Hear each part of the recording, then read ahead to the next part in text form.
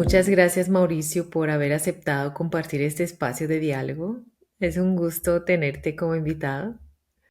Muchas gracias, querida Sara. Muchas gracias por la invitación. Hemos llegado a un punto en el que el derecho ambiental se ha vuelto extremadamente importante. Bueno, como este es un podcast dedicado a la educación, quería comenzar pidiéndote que nos expliques en qué consiste este campo del derecho.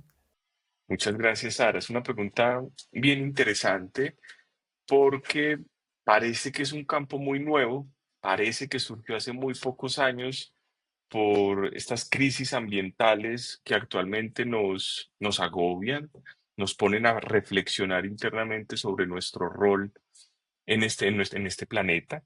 Pero realmente el derecho ambiental no es tan nuevo. El derecho ambiental, llamémoslo así, se globaliza a partir de los años 60, 70 del siglo pasado, pero ya venía construyéndose a partir de algo muy importante, Sara y todas las personas que nos escuchan, y es el reconocimiento de los impactos globales que tienen las actividades humanas. A partir de el reconocimiento de esos impactos profundos y estructurales que el modelo de desarrollo extractivo estaba generando y ha generado en nuestro planeta, se empieza a ver un gran problema, los problemas ambientales, como prioritarios para el derecho, como necesariamente un objetivo de regulación. Tenemos que regular la actividad humana extractiva y su relación con la naturaleza. Esa interacción entre los seres humanos y la naturaleza y los recursos naturales y el ambiente, dependiendo del enfoque, hay que regularla porque se están causando graves daños en los ecosistemas y en la naturaleza en general. Entonces, ese es el surgimiento, reconocer esos impactos estructurales que muchas actividades que desarrollábamos en ese momento estaban causando. ¿Qué es el derecho ambiental? Llamémoslo como un conjunto de políticas, normas, disposiciones que tienen por finalidad precisamente proteger estos ecosistemas, proteger la naturaleza, que no se altere ese equilibrio ecológico, llamémoslo así. Bueno, sí, gracias. Hace no mucho tiempo recibimos la buena noticia de que el Tribunal de Justicia de las Naciones Unidas dictaminó que los países que no luchan contra el cambio climático están violando el derecho internacional, ¿cierto? Pues tenemos dos grandes decisiones bien importantes, querida Sara. Una es de la Corte Interamericana de Derechos Humanos, que es la primera, y otra es la reciente de la Corte Internacional de Justicia. Y en ambas tenemos un patrón común y es poner el cambio climático y las crisis ambientales como la principal amenaza para la garantía de los derechos humanos. ¿Qué buscan ambas decisiones y que son comunes? Lo que buscan estas dos decisiones es darle a los estados insumos para que puedan cumplir con sus obligaciones de derechos humanos. Ese es el fin de estas opiniones consultivas, de estas directrices, que los estados tengan como unas cartas de navegación para poder cumplir con las obligaciones de derechos humanos en asuntos ambientales y en materia de cambio climático puntualmente. Ahora que acabas de mencionar cómo se cruzan el derecho ambiental y los derechos humanos, te quería preguntar cómo podemos asegurar que esta rama del derecho sea sólida y duradera en el tiempo y, bueno, que resista a las presiones, a los lobbies, a los tantos lobbies que tenemos. Sí, claro, Sara, es una pregunta muy interesante. Por eso hablábamos al inicio de cómo el derecho ambiental es toda una serie de normas, de políticas, de principios que tienen por finalidad proteger el derecho a un ambiente sano, proteger la naturaleza, proteger ese equilibrio. Cuando hablamos del derecho a un ambiente sano en particular, en ese derecho, lo podemos ver en dos grandes dimensiones. En una dimensión de ser humanos, como el derecho que tenemos todas las personas a vivir un ambiente sano, y para poder vivir en ese ambiente sano, necesitamos, llamémoslo, un desarrollo normativo, una serie de normas, de principios que configuren y que materialicen esa garantía del derecho a un ambiente sano. Por eso es la relación entre el derecho humano a un ambiente sano que tenemos todas las personas como un núcleo para una vida digna en términos ambientales, se desarrolla y se complementa con el derecho ambiental. Llamémoslo que es más lo práctico, es lo específico, lo puntual, el permiso, el control de la contaminación, el lograr políticas que sean efectivas para, por ejemplo, conservar los delfines, el oso de anteojos, descontaminar los ríos. Esas medidas particulares y puntuales es la que me logra el derecho ambiental, pero se ancla y depende puntualmente de un reconocimiento que es el derecho humano que tenemos todas las personas a unas condiciones mínimas básicas de vida digna en materia ambiental, libre de contaminación, segura de los riesgos climáticos y ambientales, por mencionarte algunos ejemplos. En definitiva, querida Sara, lo que tenemos es una relación interdependiente y complementaria, en donde lo más grande, llamemos así, es el derecho a un ambiente sano, es el ancla, el punto de partida, un reconocimiento central que le da un valor adicional a proteger el ambiente y se complementa, se desarrolla, se materializa a través del derecho ambiental. Pero dices algo muy importante al final, con la segunda pregunta, y es, ¿cómo logramos que este derecho ambiental sea efectivo, sea legítimo, realmente aporte a las crisis ambientales? Te cuento que ahí hay un gran debate, hay un gran debate. Nosotros hemos estudiado por lo menos tres respuestas del derecho ambiental ante las crisis ambientales.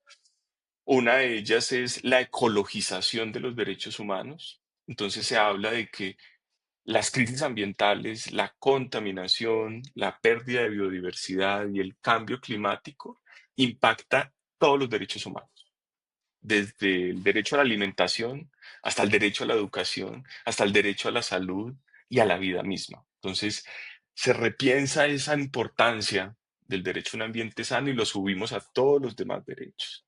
Otra respuesta importante, ¿qué es lo que está pasando en los tribunales? ¿Qué fue lo que mencionaste, Sara querida? Fue, listo, tenemos el derecho a un ambiente sano tradicional, hay que ampliarlo.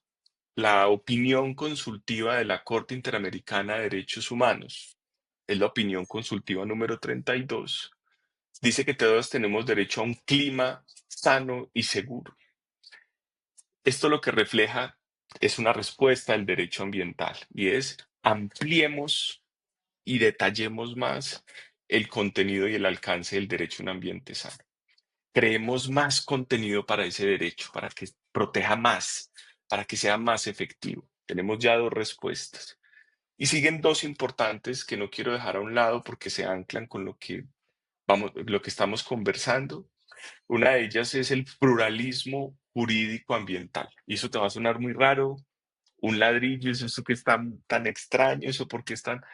Y es el reconocimiento, Sara, de unos, unas normas, llamémoslo un derecho ambiental propio de los pueblos étnicos, de los pueblos indígenas, de reconocer que estos pueblos indígenas y en Colombia afrocolombianos tienen reglas, tienen normas, tienen políticas ambientales propias que se deben de reconocer, se deben de legitimar y se deben de promover. Eso ya es una respuesta importante, es decir, eso existe, hay que reconocerlo y hay que fortalecerlo, todos sus sistemas ambientales jurídicos propios. Y el último, u otra respuesta que es interesante, que la hemos estudiado, son los derechos de la naturaleza. Entonces tenemos cuatro respuestas. Ecologización de los derechos humanos, ampliación del derecho a un ambiente sano, pluralismo jurídico ambiental, los sistemas jurídicos de los pueblos indígenas y afrocolombianos en este caso, y los derechos de la naturaleza. ¿Eso a qué va? A que no nos podemos quedar quietos y quietas pensando en que el derecho ambiental ya está y hay que utilizarlo así como está, ¿no? Hay que nutrirlo, hay que aportar y hay que repensarnos el derecho ambiental. Sí, es un progreso. Y has mencionado a dos grupos que son especialmente vulnerables frente a las crisis del cambio climático y la pérdida de biodiversidad, los pueblos afrocolombianos y los indígenas. ¿Qué puede hacer el derecho o qué está haciendo ya para protegerlos? Pues mira que hay un instrumento muy interesante con el que hemos trabajado en los últimos 10 años, que es el Acuerdo de Escazú.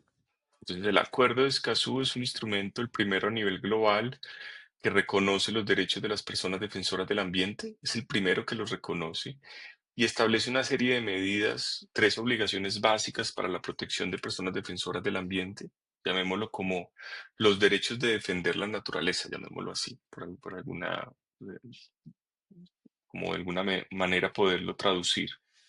Y ese marco de obligaciones específicas ha motivado que los estados, especialmente en Colombia, empiecen a revalorar y consolidar y fortalecer los sistemas de protección de las personas defensoras del ambiente en un país como Colombia, pues que es uno de los más peligrosos o, de acuerdo a las cifras de Global Witness, que es un indicativo, que tiene sus registros, que no es una cifra oficial. En el 2024 superamos los 60 asesinatos, pero estos 60 asesinatos, que son un número que hay que darle, por supuesto, vida, cara, historias, que hay que verlo en un sentido comunitario, social, de todo lo que destruye un asesinato. No solamente es una persona, sino que son comunidades, son procesos de resistencia y de defensa. El año pasado fueron más de 60. Ahorita en septiembre va a salir el último informe en donde posiblemente, Colombia supere la cifra de 500 personas asesinadas por defender la naturaleza en los últimos 10 años. Que reitero, no es una cifra oficial, Sara, no es una cifra oficial y que trae también de la mano muchas otras cosas que de pronto no son tan visibles, desapariciones, hostigamientos, otro tipo de violencias, criminalizaciones. El asesinato es lo último, ¿no? ¿Cómo ha respondido el derecho ambiental? Una de esas respuestas es el Acuerdo de Escazú, que realmente no podemos ver el derecho ambiental como una persona o como el gobierno o como algo que esté vivo y que vaya a hacer.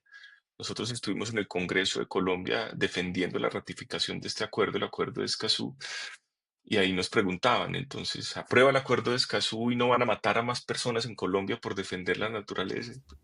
Sí, Pues ajá. eso es imposible, pues eso no va a pasar, ¿por qué dicen eso? Eso no es el acuerdo, somos nosotros, es tener más herramientas, es tener más posibilidades de defender, es tener más, un marco jurídico más robusto, más amplio, más claro que permita lograr medidas más efectivas para proteger a las personas defensoras del ambiente. Entonces, ahí va un poquito como la respuesta. Hablaste de actividades extractivas, algo que era norma en tiempos coloniales, pero que aún sigue ocurriendo. Seguimos explotando y esclavizando a personas. La situación de Colombia es un legado de todo lo que el país ha vivido, de la violencia que ha sufrido, de la explotación. ¿Qué medidas podría tomar el gobierno para proteger a quienes defienden la naturaleza y de alguna forma sanar también al país? Pues además de todo lo que ya has mencionado. Sí, claro. Sí, claro, Sara, tienes toda la razón. Yo creo que ahí no hay una receta. Si tuviéramos la receta, pues no estaríamos nosotros y hay que reconocer el problema estructural, como bien lo mencionas. No se trata solamente de gobiernos de derecha, de izquierda, no, es un problema estructural e histórico y sistémico, como lo mencionas de manera muy clara y estoy de acuerdo contigo. Yo creo que puede existir una serie de acciones, una serie de reconocimientos claves que nos pueden llevar de pronto a mejorar sustancialmente esa garantía de derechos y esa protección de la naturaleza. Por ejemplo, lo que hablábamos del pluralismo jurídico ambiental, extenderlo a la protección, es decir, escuchar más a estas comunidades. Si vamos a crear rutas de protección de personas defensoras del ambiente, co-crearlas con las comunidades, respaldar los sistemas que ya tienen, conocer cuáles son esas particularidades que tiene cada territorio para que esto sea más efectivo, no desde una mirada asistencialista, sino desde una mirada que realmente reconozca sus conocimientos y que se pare desde allí, no desde te voy a regalar algo, agradece que te estoy dando esto, agradece que te estoy protegiendo, no, cuéntame que tienes, ya tienes una experiencia, vamos a aprender, vamos a construir. El gran tema es en contextos como el colombiano, con tanta conflictividad y con tanto empobrecimiento, pues es difícil hacer estos procesos bien, porque esto requiere recursos, capacidades, pero yo creo que necesita la combinación. Yo creo que ahí es donde entra y se repiensa, que se está repensando el rol de la sociedad civil, de las ONGs, dónde entran ahí, cómo entran estas organizaciones a partir de un conocimiento técnico especializado de algunas, como Amazon Conservation Team, WWF en Colombia, que llevan 30 años trabajando en territorios y con universidades, y entonces ahí es cómo unimos, cómo hacemos esa convergencia de actores ante un tema tan complejo. Es muy importante lo que acabas de decir y además mencionaste una de las medidas, reconocer a los derechos de la naturaleza. En varios países del mundo se han reconocido los derechos de la naturaleza, incluso en algunos casos se le ha otorgado personalidad jurídica. ¿Qué implica este reconocimiento? ¿Qué cambia cuando la naturaleza tiene derechos y cuál podría ser el camino hacia el futuro en ese sentido? Es una forma, Sara, lo hablábamos en las respuestas, ecologización de los derechos humanos, pluralismo. Lo que de pronto no está tan bien es verlo como una única vía, como la solución para que el derecho ya resuelva los problemas ambientales. No es una única vía. Te cuento que la opinión consultiva de la Corte Interamericana de Derechos Humanos reconoce los derechos de la naturaleza y los vuelve y los pone ahí y pone en el centro los derechos de la naturaleza. Creo que es una posibilidad de repensarnos las relaciones en el derecho, las instituciones del derecho, los formalismos del derecho. Yo he compartido varios procesos de reconocimiento de derechos de la naturaleza, especialmente el del río Atrato. Estuve como en el panel de expertos varios años para esta sentencia del río Atrato de la Corte Constitucional y a mí no soy como idealista, como muy soñador por eso te digo, no es que sea el único fin, pero a mí me ha parecido muy potente y me ha gustado y he compartido con las comunidades y he caminado con ellas y hay muchas cosas por mejorar. Creo que hay muchas cosas por mejorar para que estos reconocimientos sean efectivos, para que transformen los territorios, para que realmente como creen un cambio estructural, pero creo que la potencia y la voz que le han dado a varias comunidades, siempre hay excepciones, no podemos generalizar todos los reconocimientos, pero por lo menos el que viví, el del Río Atrato, fue y ha sido para mí muy enriquecedor y he aprendido mucho y creo que tiene mucho potencial si lo vemos en perspectiva. Reitero, como una posibilidad para atender las crisis, no la única, y en casos como el río Atrato o la Amazonía, que también fue declarada como sujeto de derechos, comprender de lo que estamos hablando. O sea, es lo mismo que con Escazú, lo que te decía del acuerdo de Escazú, que me decían si lo aprobaban, dejaban de asesinar. Reconozco la naturaleza como sujeto de derechos y se va a descontaminar. Pues problemas de 100 años, como los mencionabas tú, 150 años. Pues no, pero entonces ahí entramos en otro aspecto clave y es un aspecto central de los derechos de la naturaleza es que intenta que se dé una visión, llamémoslo relacional, de diálogo, como de convergencia entre los ecosistemas y las comunidades y pueblos que habitan esos ecosistemas. Busca no separar las comunidades que habitan y la naturaleza en una mirada amplia de territorios socioecológicos. A partir de una mirada de territorios socioecológicos que puede ser un poquito redundante, puede ser como, uy, territorios socio y ecológicos, solo decir territorios, pero se pone el socioecológico para no separar que todos somos naturaleza, somos también naturaleza.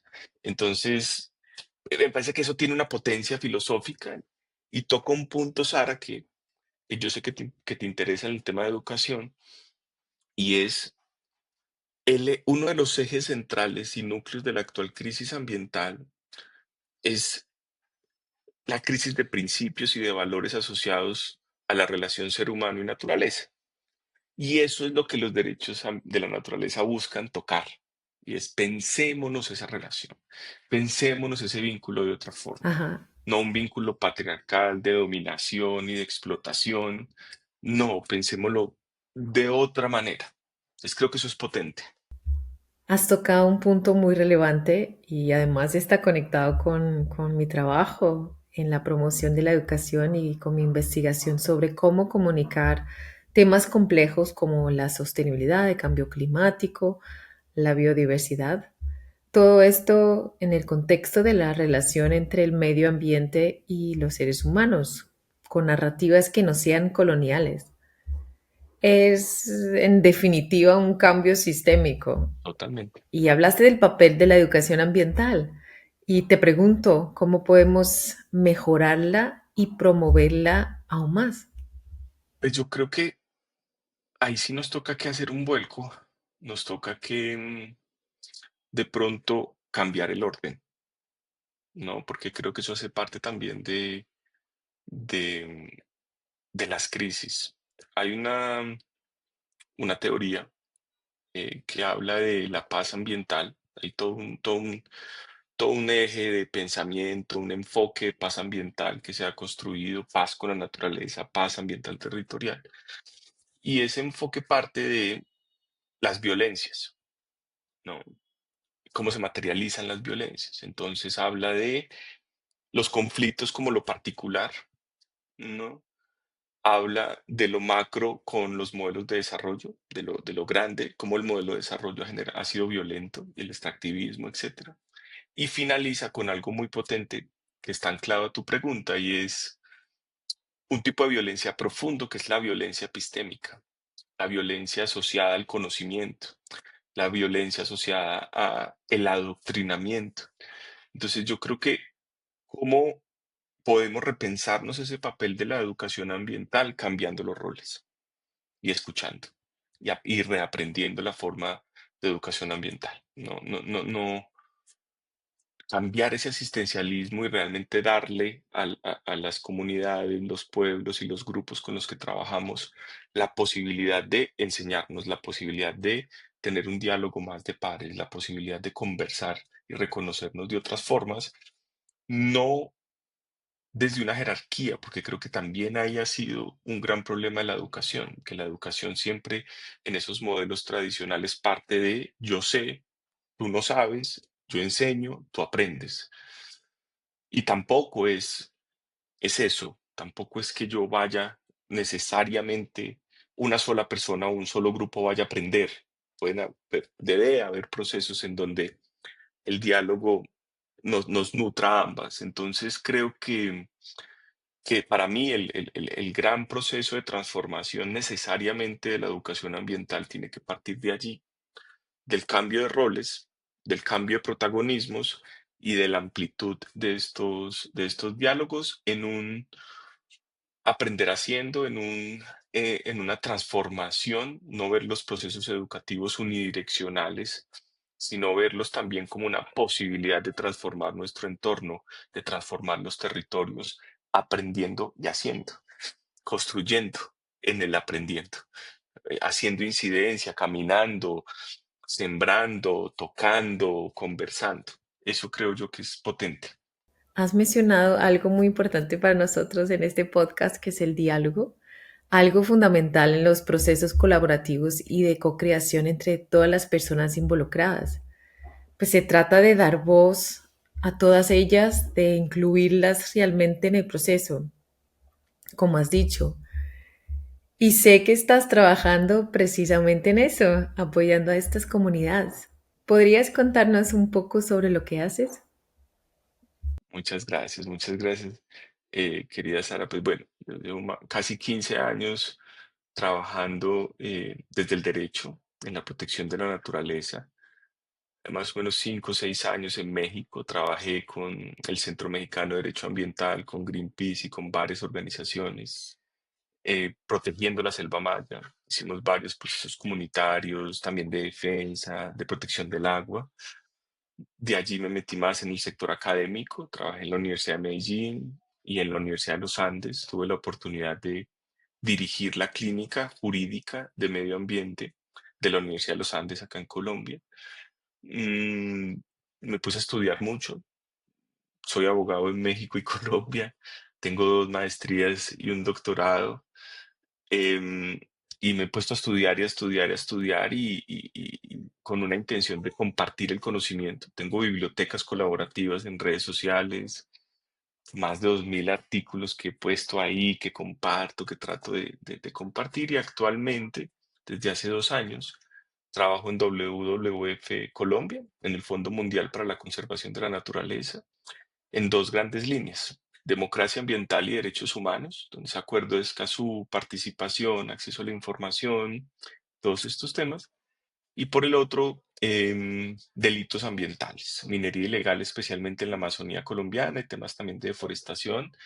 Y en una unión de esos dos temas, la protección de las personas defensoras del ambiente. Ha Ajá. sido la unión y la bisagra entre estos dos temas. Ha habido una operación internacional conjunta entre Colombia y otros países, ¿cierto? Sí, en el río Puré, hace parte de un parque nacional natural que es el río Puré, que ha tenido, pues, ha sido devastado por la minería ilegal. Devastado, devastado totalmente, especialmente del lado brasilero. Pero ya los impactos este año han sido abrumadores para esa Amazonía colombiana y brasilera, han sido devastadores, devastadores completamente. Ujú. Más en Brasil, pero ya se está subiendo mucho a Colombia. Sí. ¿Crees que ese tipo de colaboración puede ser útil? Sí, pero yo creo que es más allá de los operativos. Yo creo que se debe de pensar en algo macro, en una política criminal ambiental preventiva, con enfoque de derechos humanos, que también piense en temas que no piensa el derecho penal, que no piensa los que hacen los operativos de pronto por la urgencia de cumplir y de atender, porque ver esos daños ambientales, tú no sabes lo que uno siente cuando uno ve eso ya en territorio, hay que actuar, pero esa mirada de actuar en ese momento hay que llevarla a un campo más macro y pensarnos, por ejemplo, cómo transformar los medios de vida de los pueblos indígenas, pueblos que habitan, campesinos que habitan la Amazonía, porque muchas veces están esas alternativas y ya, Ujú. o sea, hay que ver cómo se aporta a esa construcción de medios de vida desde los pueblos indígenas, desde las comunidades que habitan. Por eso siempre la mirada que nosotros hemos promovido es preventiva, con enfoque de derechos humanos y amplia, que incluya medios de vida, que incluya otras alternativas. Esa ha sido la propuesta. Muy importante lo que mencionas. ¿Y qué podemos hacer individualmente para involucrarnos en este tema del derecho ambiental? Yo creo que es algo muy simple. A mí mis estudiantes cuando empezaba, porque también trabajo en la universidad, sigo trabajando como profesor de cátedra en la Universidad de los Andes, y mis estudiantes me decían, cuando hablábamos de los problemas ambientales, me decían que les daba ecoansiedad. Y me decían, profe, no más, que me da ecoansiedad todo lo que está diciendo. Yo decía, bueno, pues cuando escuchamos de manera profunda, cuando comprendemos de manera profunda lo que está pasando, podemos realmente actuar desde lo que podemos y tenemos y todas las responsabilidades, herramientas y los conocimientos que estamos adquiriendo, podemos actuar desde apoyar iniciativas, desde generar conciencia entre nuestro entorno más privado y más particular. Pero yo sí haría un gran, gran mensaje a esa escucha profunda, esa comprensión, llamémoslo también profunda, ese actuar con conciencia, ponerle como dos grandes aspectos que son la generosidad, que cuando tengamos esas herramientas compartamos, que seamos generosos, que construyamos relaciones sanas a partir de la generosidad, a partir de la empatía. Y eso complejizarlo un poquito, que es lo que de pronto nos ha faltado, Sara, que seguro nos unimos por eso, y es, estamos en unas burbujas. Y creo que hay diálogos incómodos que tenemos que tener con personas que de pronto no piensan igual que nosotros y que esos diálogos sean también generosos pero respetuosos, que tengan límites, pero conversar con los que no piensan igual, salirnos de de esas burbujas en estos momentos es central, en estos momentos es necesario. Como has dicho, y muy bien, salir de nuestras burbujas es fundamental para poder actuar y además encontrar a nuestras comunidades de apoyo. Yo he visto, hay mucha ecoansiedad y hemos hablado también de eso en otro episodio. Te digo que ha sido una conversación muy interesante y te quería preguntar si hay algún mensaje que te gustaría dejarles a nuestras y nuestros oyentes. No, el agradecimiento, Sara, querida, por el espacio, muy chévere la conversación y cuenta conmigo y bueno, espero que bueno, que se escuche, que podamos tener ahí una amplitud y que podamos crear redes de cuidado redes de conocimiento en torno a estos temas. Muchísimas gracias, Mauricio. Fue un gusto compartir este espacio contigo. No sabía mucho sobre este tema, pero despertó mi curiosidad. Voy a buscar más sobre esto. Lo que necesites, acá estamos. Sí, lo que necesites, cualquier cosa, acá estamos.